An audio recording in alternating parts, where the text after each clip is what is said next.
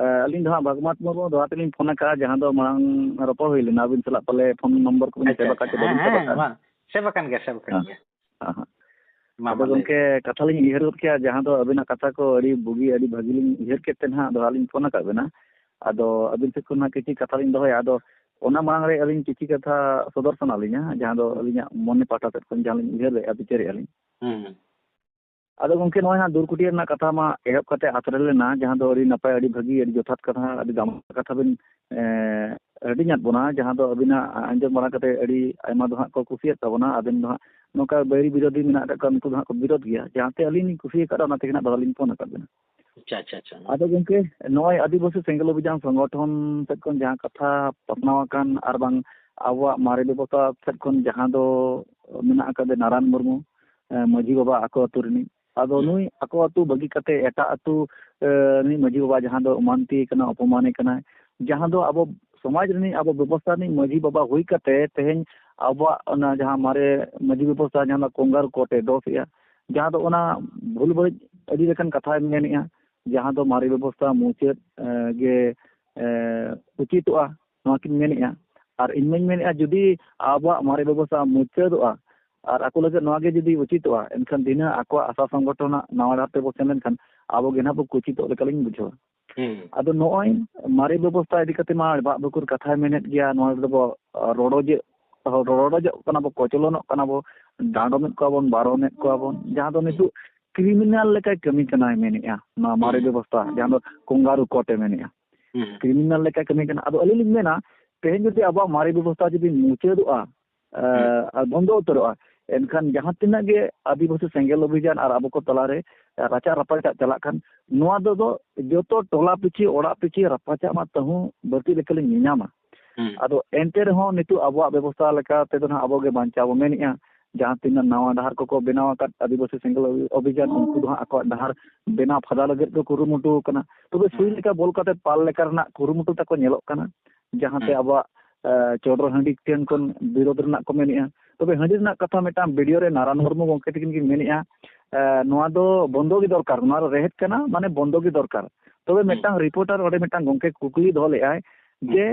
बोंगा हंडी मापे बंदोएत गया धर्म रना हंडी मापे बंदोएत गया तबन तबे अखरिन हंडी बंदो रना कथा कुली बेड़ा रे नोआ कथा मेनिया ना दो पर्सनल मामला कना तबे तेन पर्सनल मामला ना दो आज ए न्यूयाय पर्सनल ते के नियाय तपामाय ओकारे गुपुज का ओना दो आको पर्सनल मामला कना तबे तेन एटा अतु रे जहां एटके टोया कना ओना दो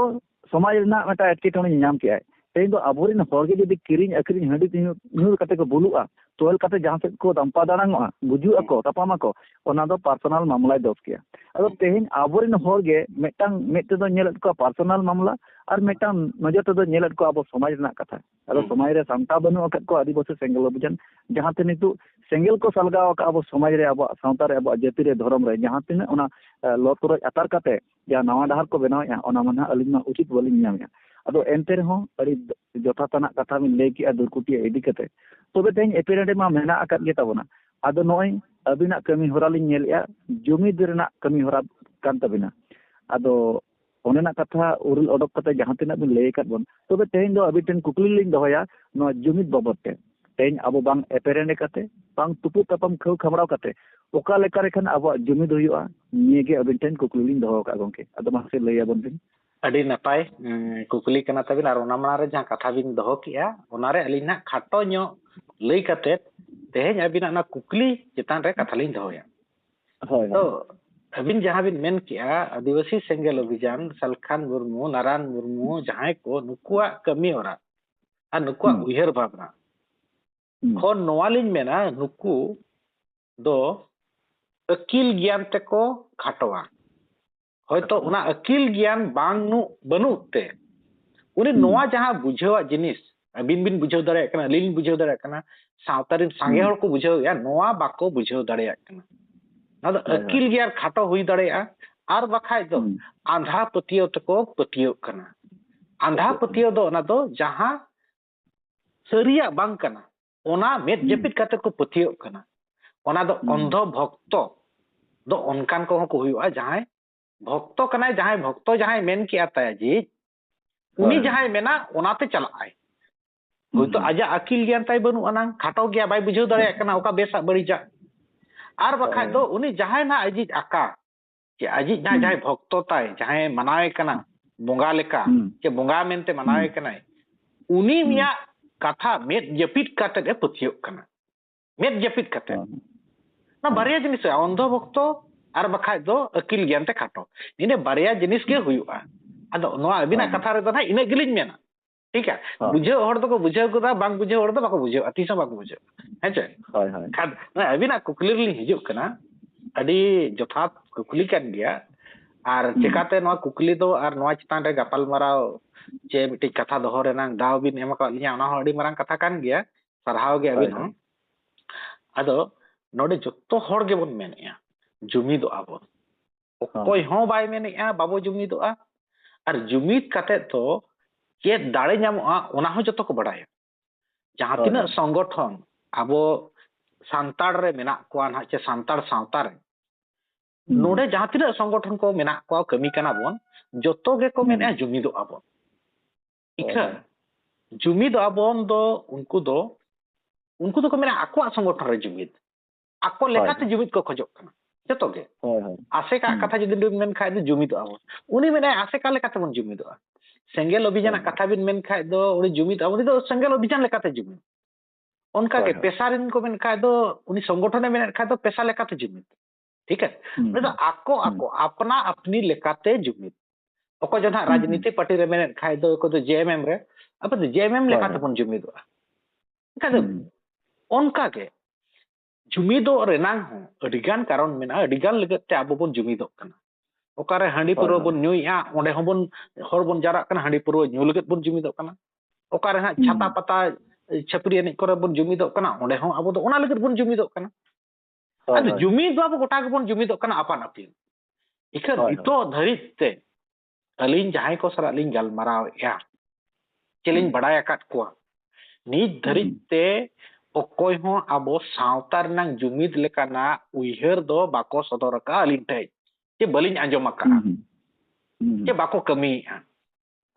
nona li lebin ka adi hoyto ala adi gan galmaraw kore linya katha kore controversy huyuga hor do ko mane ko ragi ako aris ako ragi aris katha do bang kana jahana sari katha kana ona gina li lei ya ar noa nongkan ko nito abo sawtar do na baliñ anjom akat ko nito jahai jibit menak ko jahai sawtare sanam ko laget jumid laget ko uihar ka ceko uihar eko sodor ka lili anjom ka ceko kami kana nongkan ko nito banu koa bujhe atwe guru gomke tikina jaha uihar tahe kana samaj rin sanam santar sawtarin ko jumido lagat kurumutu ar olchikin odok lea nodo sawtarin na jumido lagat ठीक है आ nito bidal re jaha arti sunaram soren tikina jaha jumid unkin ho abua disom lagat te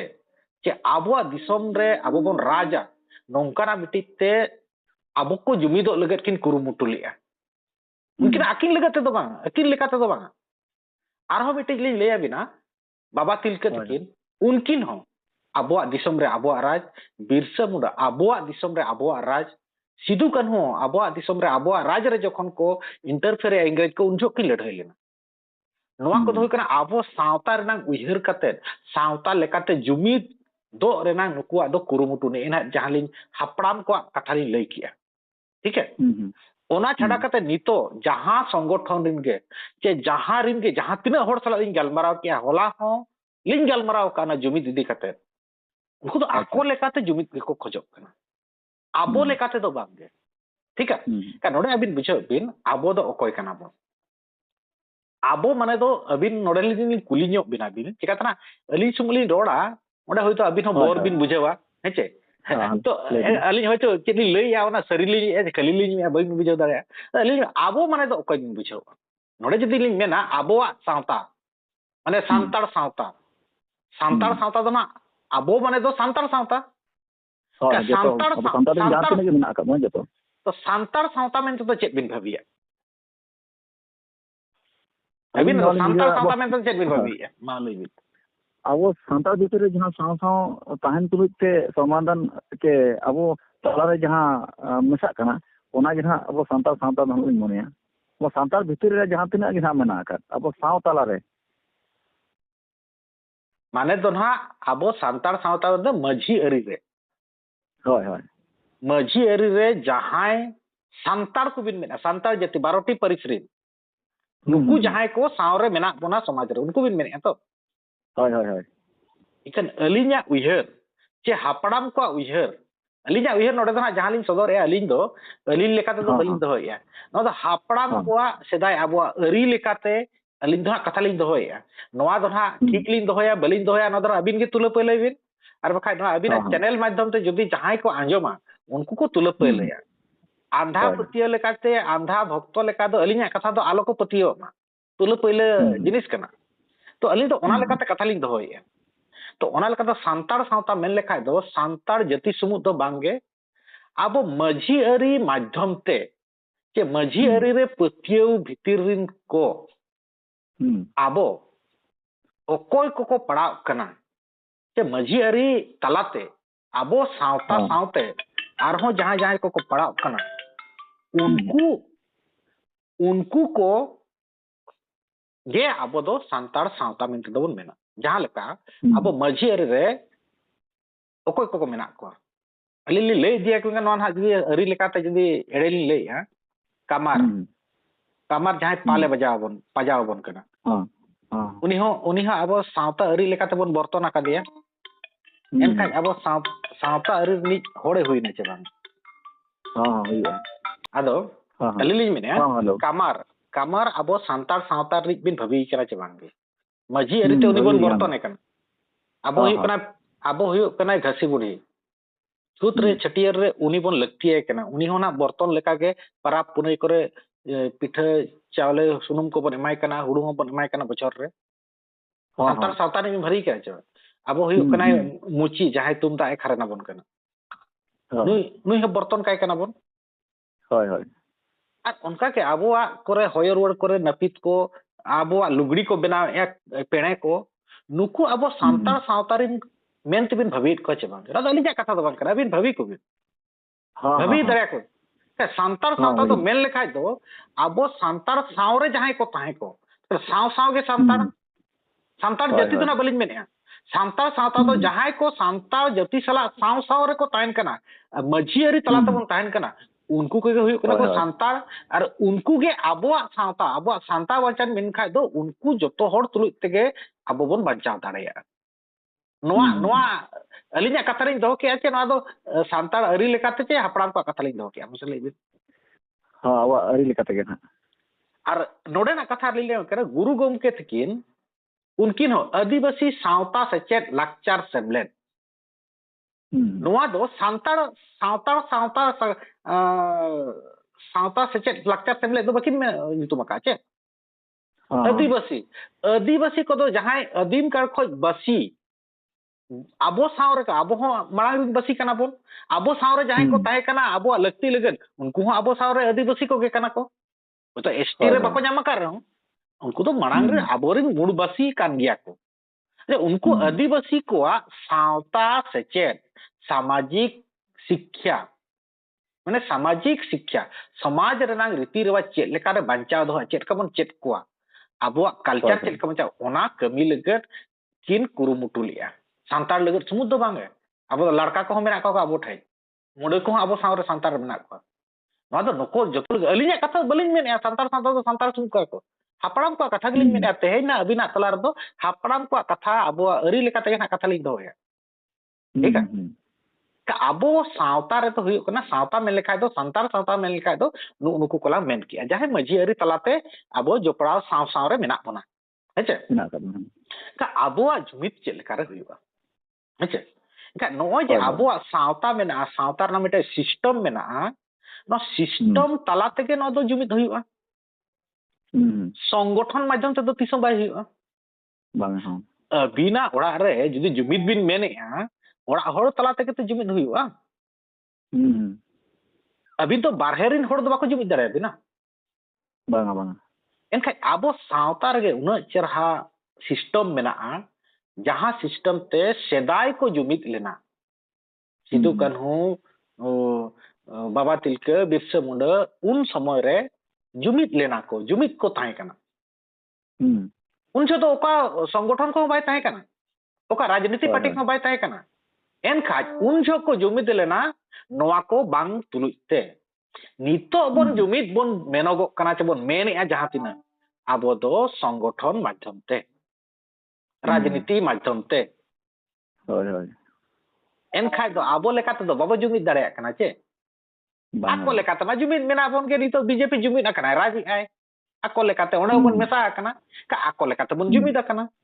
हेचे आबो लेकाते जुमिद आबो सावता रेदो आबो लेकाते जुमिद लगत खाय तो आबो लेकाते गे जुमिद हुयुआ आबो आबो संस्था भितर आबो जहां सिस्टम तबो मेना मझेरी सिस्टम ओना सिस्टम रे बोन जुमिदोआ आर ओना सिस्टम रे सेदाय हापड़ाम को कथा लेकाते आबो जुमिदो रना हरदार को लय कातना अबिन बिन बड़ाय जहाना उनका हरदार आबो हापड़ाम को मेना का ओना जुमिदो रना जुदी बिन बड़ाय खाज मा अबिन नोआ कथा दोन सदर बिन यदि हापड़ाम को उनका जहां को मेना का जहां हरदार ते आबो जुमिद दाड़ेया अबिन जुदी उनका बिन बड़ाय काट खाज दो मा लय बिन उनका महा अलिंगा बांगलिंग बड़ाय का जे हापड़ाम को ओकालकन डहार ते को लय ओतो का बना मेनखान आबो जहां वो हेज अगु कना ओना हिसाब ते ना बो उयहर जे नोआ जहां गे आबो सेपेंग रकाब का बना जहां आबो हरा मारांग का बना जहां दो नितु होय ओना प्रेजेंट रे दोहो कर बना अब ओना तला ते ना अलिंग मलिंग मेना मेनखान हापड़ाम को कथा महा ओना मा बलिंग उयहर दिसे गोदा अच्छा ठीक है अली उयहर बिन कना अली उयहर बिन कना चिकाते हापड़ाम का कथा दना अली सुदो बलिंग बड़ाया आबो सावता रे अड़ी होड़ को बड़ाया अबिन बिन बड़ाय गया उयहर बिन खाली बड़ाय को दाले हां अच्छा नोडलिंग कुली बिना महाल nyutum बिन आजम का हां लोबीर दरबार को बिन आजम का आजम का पारगाना महल को बिन आजम का गया महल कतना आतो नोआ को दो हुयो कना अलिया कथा बा कना न तो हापड़ाम को कथा कना हेचे अना हापड़ाम को कथा गे ओना तेगे अब दो बन जुमिदोआ हेचे ओना को तो जुमिदो ना मिटई कना ते लो महल लो बीर दरबार तर जहां सांताड़ को माने सांताड़ सावतारिन जतो हर जहां शर्मा रे सुतम टंडी रे हयतो सेंद्रा को आड़गो कते सुतम टंडी रे जहां को दुरुब मिट कते जहां को दरबारा बिचेरा को ओनागे लो महल के लो बीर दरबार दो मेता ओने तो हर कना लो महल महल मिटिंग महल माने महाल माध्यम ते आबो दो महाल दो मिटी मझी अरी ना मिटन संगठन तेमन मेन दाड़ेया तेकाते संगठित लगे तो मिटी संगठन दरकार जुमिदो लगे तो मिटी जुमिद ठाव दरकारवा जुमिद रा उयहर दरकारवा हेचे एनखाज उनछो दो सावता अरी लेकाते लो महल रेचे महाल रको जुमिदो कना आबोरिन होर आर ओना माध्यम तेगे आबो तो ना नेल में गिरा को सार्जम गिरते हजार हजार हड़ बन हेज लेनते हाना सिदु कान्हू बाबा तिलके समय रे लड़ाई ले आबन उनसे तो चले काना फोन मोबाइल ते चे माइक ते बन ढांडा लेते चे आबो चिट्ठी बन ओल ले बांग चे गिरा ते तो ओना गिरा तो आबो सिस्टम रे नंग कना ओना जे आबो दरबार रे नंग जहां सिस्टम कना गिरा ओना कना पे रकमा गिरा मेना ओनते ओना तायम तला गलमारो तो गिरा ते को जावरा लना मतलब सिस्टम भीतर ते तो ओको संगठन को जो भाई ओल आका को जे लिफलेट छापा कते भेजा ले नोना अबिन फरक जे बिन का ओने जे आबो सिस्टम तेगे सिस्टम रे जावरा लगत आबो दो सावता अरिते जावरा लगत आबोरिन होड़ दो सिस्टम को बनाव लिया मिडोर गारलिन होल जगत बिना है हां अच्छा बांग अच्छा ठीक गया आदो नो जे एनखाज आबो ओना सिस्टम के हापड़ाम को बनाव ले सामाजिक भावते आबो जुमिद जे जनाम खो गुजु धरी तबो जहाना कमी होरा ओना को तोराव लगे गना आबो दो लो महल धरी तबो आबो दो दरबार आचार विचार सिस्टम तबो तो को बनाव ले को नितो हो ना मेना गया होय तो मन आदेआ न भिने कथा कना ओना दो सिदाय हापड़ाम को सिस्टम कन इक नितो दो आबो जुमिद जुदी बोन मेना आबो सावता अरी लिका सुमुते दो बा जुमिद तो बाय जुमिद सुमुते तो बाय गनवा नितो दो सावता अरी छाड़ा कते जहां मेना ओने सेचे रेना सेचेत ते जुमिद हुई आबोना जहां बिजनेस ते कौडी अरी ते जुमिद हुई आबोना आबो हो राज अरी ते आबो दिसम रे राज लगत आबो राज लगत राज अरी ते हो जुमिद हुई आबोना ना तो सावता अरी जुमिद रे दो बनु आना ना लोबिर महल चे लोबिर दरगार रे नोआ कमी होरा दो बाको उरे लगा आबोना आपराम को दो एन खाय दो आबो नोय सावता अरी तो जुमिद लगत दो तबो ओना सिस्टम बनाव काना ओना तबन ताम लेखाय बन जुमिदोआ ठीक है होय होय इखन आबो ओना छाड़ा कते जहां एटागा नोय लिंग मेन किया जहां संगठन को कमी करना चे संगठन रे हटिंग हटिंग कते कमी करना ना पेया कमी सिखनत रना आर नोय ना कौड़ी ते केटेजो लगत हैं आर मिटे हियो कर राजरी ते आबो सशक्तिकरण लगत राज लगत चे संवैधानिक अधिकार न्याम लगत नो पेया जिनिस ते जे आबो संविधान रे बोन माने संविधान लेकाते आबो बोन संगठन बनाव कते बोन हटिंग कना नोआ कमी जुदी आबो ओना सिस्टम लेका के मिट्टी ऑर्गेनाइजेशन ते बन कमिया एनखाय बन जुमी देना संगठन बनाव रनांग दरकार बांगा संगठन रे कमी रनांग दरकार बांगा होय बुझेना बिन कथा तो नय पेया कमी जुदी आबो ओनका के मिट्टी संगठन मजी रिया संगठन अब दोना जहां के कमी के मजी री तला तके बन जुमी तो ओना बेगर द अब संगठन बाबो बनाव के महल को जहां बनाव कना मजी महल को ना चे लो महल को ओना तो मजी अरी भितिर रंग कान गया इनका आबो जुदी उनका के महल माध्यम ते आबो नोआ पेया जिनिस बोन कमिया महल माध्यम ते इनका सावतारी जुमिद जहां लेका तबोन तो बोन केटे दाड़ेया कना इनका नोआ जहां जुमिद सेचेत रे जुमिद कौडी रे जुमिद आर मिटिंग हुई कना आबो राजरी ते जुमिद नोआ संभव हुई दाड़े छे बांग के अदो हां संभव लिंग बुझवा अदो ना नोआ कथा लिंग मेन गोदा अदो तेहेन अबिन सावते अलिंग सावते जहां तिना के ना जहां मजी अरी रे मेना अकत बोन उनको मना नोआ बो उहिर दिया जे नोआ तिगे ना बो जुमिदा अदो नोआ जे आबो नोआ मारे व्यवस्था चे मजी अरी जुमिद खन छिंजो आर कते जहां दो नवा धार को बनावे जहां दो नवा को मुचिया रे कथा को मेने अदो नुनको को लगे अबि नोका लकन कथा बिन मेना जहां दो नुको एकदम ओना गिलिंग मेना तो ना कथा दो बलिन चाबा हका रिगल लांग सेटर का महल महल लेका जहां लेका लो महल का तो मेना मजी महल को परगना महल को नुको तो सावतार ना कमी को कमी है ठीक है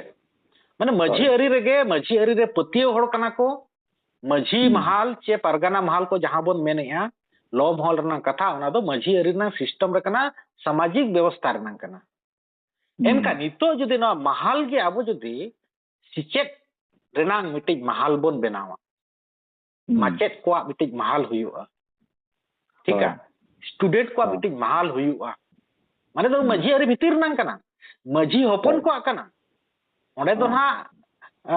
दासमात मुर्मुआ संगठन तो बांग कना तो मजी संगठन मजी री रिप्रेजेंटेटिव मजी होपन को जे मजी को तुलुते जुदी सचेत रनांग आबो कमिशना बना महल माध्यम ते चे आबो मजी अरिते एनखा अबिन नोआ रे नेल बिन जुदी नोंका आबो मचेत को तबो मेना को सांतार सावता रिन जहां मचेत को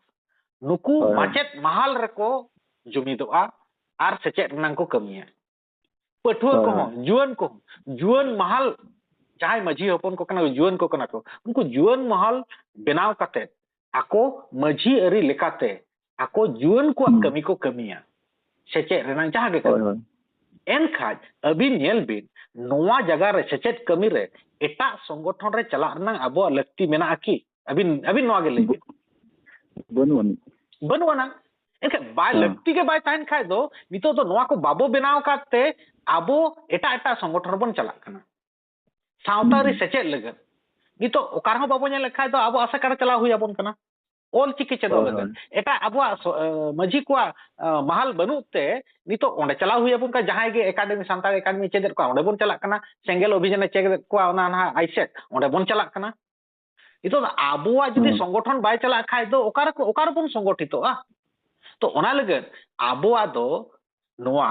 सिखनत लगत ते हो महल हुई दरकार उनका गे अलिज आरो नॉलेज मेना आबो जदी कौडियरी केटे लगत ते नोआ व्यापार महल हो जदी आबो हुआ जहां सांतार सावतारिन होड़ को मजी अरी रिन होड़ मिटा महल रे आबो जुदी आबो लेका तबन राजा जहां लेका आबो लेका तबन बिजनेसा जहां लेका नुकु मरवाड़ी को आको हम मिटी ताको ऑर्गेनाइजेशन मेना आबो जुदी उनकाना गे छत्तीक लेका जहां लेका उनकाना गे आबो जुदी महल रे व्यापार को महल चासी को महल नोंका के मिटी आबो महल ऑर्गेनाइजेशन जुदी नोआ कमी लगे बन कमिया एनखाय दो एटा संगठन रे चला हुआ कि अबिन के नोय लेबिन संगठन एटा को एटा जहां संगठन दरकार कि बाय दरकार नितो जहां तेरे संगठन ते को कमी कना ओना रे चला दरकार कि बाय दरकार चे उनका के अब संविधान अधिकार नाम लगत संविधान अधिकार नाम लगत अब जुदी उनका के राजनीति लगत ते महल बन बनावा ठीक है राजनीति लगत ते मिटी महल लेकाना ऑर्गेनाइजेशन करा नोआ दो अब दो नितो संविधान अधिकार नाम लगत नोआ दो राजनीति रेनांग कमी को कमिया नोआ महल रिन दो ओकोय कोन हा उनकान नोआ रे बोन कमी बोन मजिरिन प्रतिनिधि लेका तबन कमी उचोयत कोआ एनका उनको तो ओना महल रे को कमिया उनको तो पर्सनल तो बा उनको मजिरिन महल माने मजिया महल माने मजिरिन रिप्रेजेंटेटिव करा को ओना इसका तो कमिया एनका उनका को कमी खान अभी ये तो ओका राजनीति पार्टी रे दिखुआ राजनीति पार्टी के उनको पर्सनल अबरिन हड़ को बनाव का अधिकार राजनीति पार्टी नोआ रे चला दरकार की बांगा बांगा आम मा नोआ इदिते कथा दहो दिले नेसरे बिटिंग फोन ᱧᱚᱜ ᱜᱮᱭᱟ नोय जे कथा मेन किया नोआ आबोआ जदि आबोआ महाल लेकाना मिटी तबो संगठन तहेना माझी अरी रे आर जहां कमी कोन तो संगठन तबन कमीया ओना जदि बन कमी दड़िया खाय दो एटा संगठन रे चला रेनांग लक्ति बनुआना एनखाज आबो एटा संगठन को रे चला बन बगी लेखान दो che ona kore benaw bon bagi lekhai do abuwa jumid hui dare ache bang noa abin ma dhoy din उनका मा आबो जहां बिन लay किया हापराम को che aborin hoy sedai kon जहां बो hedge aku kan ona hisab tege na bo चला len kan ना jumid ma abo bo jumid kan dia menkan abo जहां tina ge संगठन बेना kan संगठन रे बो sen mesak kan ge ना bang mete babanga ado aborin gongke ko jodi ko ujhar nyama je awa noy ব্যবস্থা tahen tuloy abo noate jumido lekan tahen tuloy ব্যবস্থা जे एटा संगठन सेना ओना रहो कमी में मेनका ओना हिसाब ते ना आमा लेका ते हाते ओका लेकम कमिया कमी में मेनका संगे हर तो ओरे संगठन ना एलांग और ते जे बोना मारे व्यवस्था जदि बाम रपुदा एनखन ऑटोमेटिक मा मारे व्यवस्था ते हम जुमिद दारेया आदो नय आबो को जुमिद ताहन तुलु एटा जुमिद बो नियामिया जहां दो आवा मुचे बगी लेकन कथा बो मेनिया आदो नो नोका लेकन हा अलिंग मलिंग मेना बाबो जुमिद दारेया जहां तीन नापाया तबन सेदा व्यवस्था जहां दो माझी अरी तबन दिन ले के ना नो व्यवस्था तीन नापाया अब बो उयरिया मेनखान नापाय उयहर तुलोज एता जहां संगठन ना एलांग ते जदि अब परिवर्तन उयहर ताबना आर नोआ को जदि बो बगिया ताबना एनखान हर मना ऑटोमेटिक बाबो जुमिद दाया गया नॉर्मली नियामिया तलिया सेट खना बा नोडलिन मेने अब संगठन बन चला खाय बन हटिញकना चे अब जदि बिना संगठन ते चलाते जदि अब सावतार ना कमी गनोआ जे संगठन ना बन कमी दड़ेया एनखा संगठन रे चेदा बन चला जहां ते बन हटिញकना एनखा अब तो नोना लिन मेने अब संगठन रे बांग चलाव कते जहां माझी अरी मेना ओनागे मिटे जुमिदोर ना तब महाल जा मेना सेदाय हपराम का कॉन्सेप्ट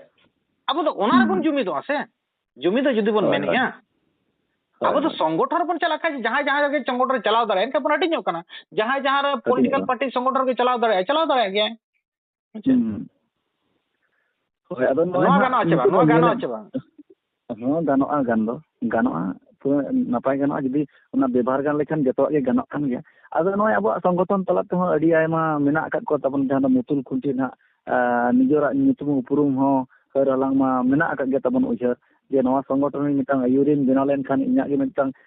चिता रे पद ताहेना के नितुम ताहेना अदो तेहेन संगठन तलाते हो अरी आमा जहाना सुसर समाधान हो गानो लेकलिन मेन गोदा मेनखान आबो नवा मजी अरी व्यवस्था को दो बांग एटम कते बांग जेमन उल्लंघन कते बड़ी बांग दशा कते जदि आबो बो तला दारे जहां बांग गानो काना ओना जदि बो गानो चिया नवा संगठन तलाते ओना हो अलिन दो सरहावा गलिन मेना मेनखान नोय आबो ᱱᱤᱫᱚ ᱛᱤᱱᱟᱹᱜ ᱱᱟᱯᱟᱭ ᱛᱤᱱᱟᱹᱜ ᱥᱟᱯᱷᱟ ᱦᱟᱸᱜ ᱛᱟᱵᱚᱱ ᱵᱮᱵᱚᱥᱛᱷᱟ ᱢᱮᱱᱟᱜᱼᱟ ᱱᱚᱣᱟ ᱠᱚ ᱡᱩᱫᱤ ᱮᱛᱚᱢ ᱠᱟᱛᱮ ᱡᱩᱫᱤ ᱥᱚᱝᱜᱚᱴᱷᱚᱱ ᱥᱮᱫ ᱜᱮᱵᱚ ᱪᱟᱞᱟᱜᱼᱟ ᱚᱱᱟ ᱢᱟ ᱦᱟᱸᱜ ᱥᱟᱨᱟ ᱤᱱᱟᱹ ᱜᱮᱞᱟ ᱢᱮᱱᱮᱫᱼᱟ ᱡᱮ ᱵᱟᱵᱚ ᱢᱤᱫ ᱫᱟᱲᱮᱭᱟᱜ ᱜᱮᱭᱟ ᱟᱫᱚ ᱟᱹᱵᱤᱱᱟᱜ ᱱᱚᱝᱠᱟᱱᱟᱜ ᱠᱟᱛᱷᱟ ᱞᱟᱹᱭ ᱵᱤᱱ ᱡᱮᱢᱚᱱ ᱩᱱᱠᱩ ᱡᱟᱦᱟᱸ ᱛᱤᱱᱟᱹᱜ ᱜᱮ ᱥᱚᱝᱜᱚᱴᱷᱚᱱ ᱛᱮᱠᱚ ᱟᱹᱭᱩᱨᱮᱫ ᱵᱚᱱ ᱢᱟᱨᱮ ᱵᱮᱵᱚᱥᱛᱷᱟ ᱡᱟᱦᱟᱸ ᱠᱚ ᱦᱤᱲᱤᱧ ᱦᱚᱪᱚᱭᱮᱫ ᱵᱚᱱ ᱦᱟᱺᱰᱤ ᱪᱚᱰᱚᱨ ᱠᱚ ᱵᱟᱹᱜᱤ ᱦᱚᱪᱚᱭᱮᱫ ᱵᱚᱱ ᱰᱟᱸᱰᱚᱢ ᱵᱟᱨᱚᱱ ᱠᱚ ᱢᱩᱪᱟᱹᱫ ᱨᱮᱱᱟᱜ ᱠᱟᱛᱷᱟ ᱠᱚ ᱨᱟᱠᱟᱵᱮᱫ ᱛᱟᱵᱚᱱ ᱟᱫᱚ ᱩᱱᱠᱩ ᱠᱚ ᱤᱫᱤ ᱠᱟᱛᱮ ᱱᱚᱝᱠᱟᱱᱟᱜ ᱠᱟᱛᱷᱟ ᱞᱟᱹᱭ ᱵᱤᱱ ᱡᱮᱢᱚᱱ ᱟᱠᱚᱣᱟᱜ ᱚᱱᱛᱚᱨ ᱨᱮ ᱡᱮᱢᱚᱱ ᱵᱷᱮᱫᱟᱣ ᱜᱚᱫᱚᱜ ᱢᱟ ᱡᱟᱦᱟᱸᱛᱮ ᱟᱵᱚᱣᱟᱜ ᱱᱚᱣᱟ ᱢᱟᱨᱮ ᱵᱮᱵᱚᱥᱛᱷᱟ ᱩᱭᱦᱟᱹᱨ ᱞᱟᱹᱜᱤᱫ ᱟᱠᱚ ᱠᱚ ᱵᱚᱲᱦᱮᱜ ᱢᱟ ᱱᱚᱝᱠᱟᱱᱟᱜ ᱡᱩᱢᱤᱫ ᱤᱫᱤ ᱠᱟᱛᱮ ᱠᱟᱹᱴᱤᱡ ᱠᱟᱛᱷᱟ ᱵᱤᱱ ᱫᱚᱦᱚ ᱧᱚᱜᱟ ᱛᱟᱵᱚᱱ